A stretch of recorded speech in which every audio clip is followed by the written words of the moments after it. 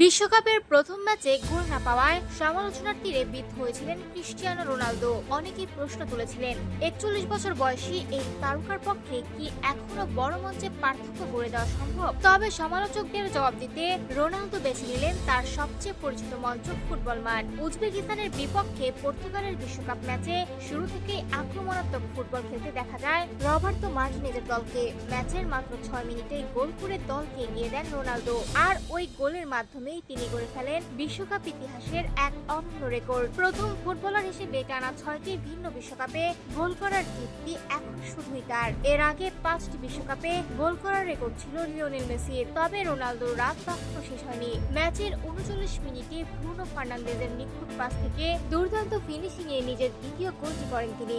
সেই সঙ্গে ভেঙে দেন মেসির আরেকটি রেকর্ডও। 41 বছর 138 দিন বয়সে বিশ্বকাপের এক ম্যাচে জোড়া গোল করে ইতিহাসের সবচেয়ে বেশি বয়সী ফুটবলার হিসেবে নতুন নজির স্থাপন করেছেন পর্তুগিজ মহাতারকা। এর আগে এই রেকর্ডটি ছিল লিওনেল মেসির দখলে। মাত্র একদিন আগে অস্ট্রিয়ার বিপক্ষে 38 বছর 363 দিন বয়সে জোড়া গোল করে রেকর্ড গড়েছিলেন আর্জেন্টাইন অধিনায়ক, কিন্তু সেই রেকর্ডও টিকল মাত্র 24 ঘন্টা।